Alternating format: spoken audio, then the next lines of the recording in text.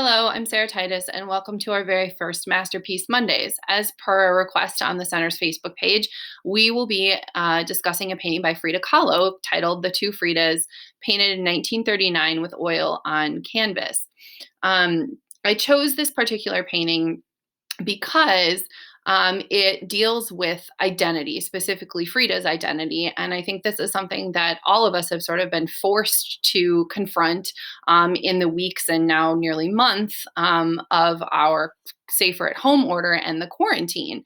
And specifically, some of us may be coming to terms with difficult aspects of our identity, and specifically in terms of thinking about how we reconcile those different parts of our identity. And that is absolutely something that Frida Kahlo did in most of her works.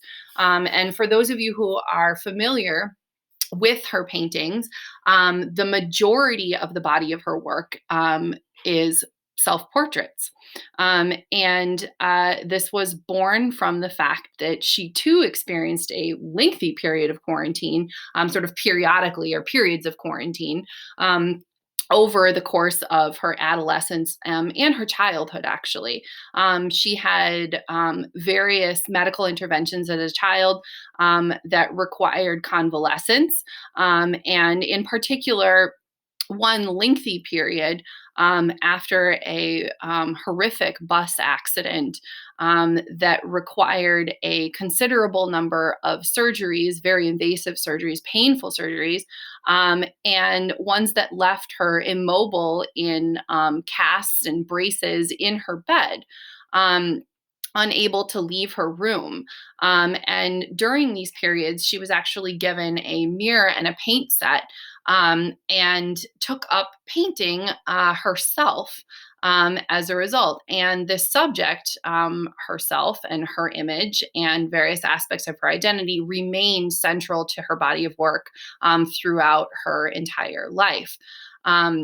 And so we see that here, it's actually a double self-portrait. And the image on the right, the Frida on the right, is wearing traditional Mexican clothing. Her mother was a Catholic Mexican. And on the left, we see her dressed in a colonial wedding dress. Her father was a Hungarian Jew. So not only do you see sort of ethnic heritage in conflict here, but you also see religious heritage in conflict here, and sort of the two different sides of her and how she, on sort of a daily basis, psychologically and emotionally, and then even physically, right, in terms of her appearance and her choice of clothing and jewelry, how she wrestled with reconciling these two parts of her identity. And we can assume that just as with ourselves, there are more than just two parts, right? This painting just investigates these particular sort of ethnic and religious pieces of Frida Kahlo and her life.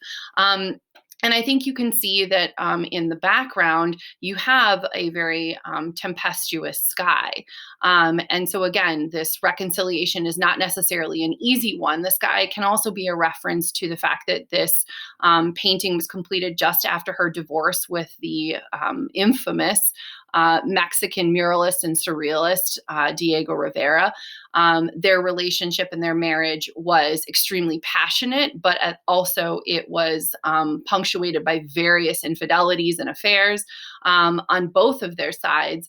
But we know that these profoundly affected Frida, and even after their divorce, they sort of remained devoted to one another and remained supporters of each other's work. So that's another piece of her identity, is that of Diego Rivera's wife. And there is a nod to Rivera in this particular painting. In the Frida on the right, she is holding a small portrait, a tondo, of Diego Rivera. And you can see wrapping around her arm here is an artery, and the artery terminates actually in the portrait of Rivera. And if we trace the artery from Rivera up to her heart of her sort of more Mexican side of her identity and trace it. It goes over here through the neck of the sort of European Frida, and through this sort of exposed heart and the parts of the heart, and then comes down and is clamped off, but still spilling blood.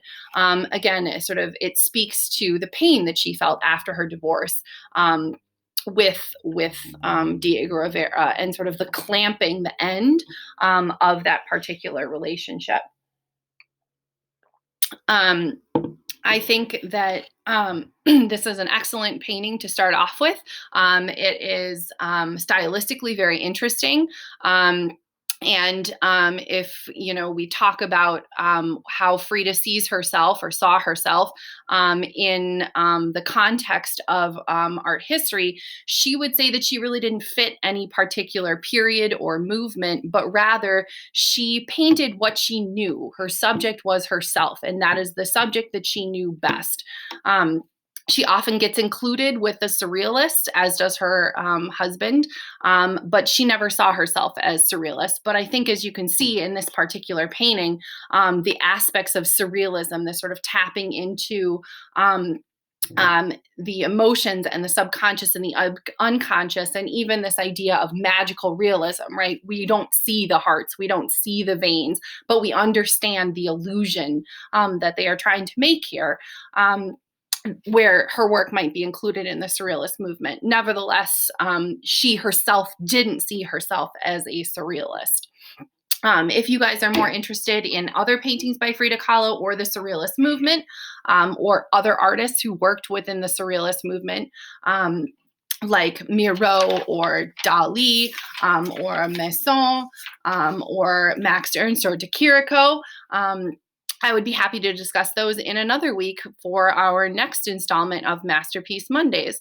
It was nice to talk about this painting with all of you. If you have questions, I'm happy to respond to them. You can either post them as a reply to this post on Facebook, or you can email me at cccmasterpiecemondays@gmail.com. And as always, please, I would love to hear more requests for the following weeks. I look forward to talking with you about a new painting or sculpture or building architecture next week. Thanks so much for listening.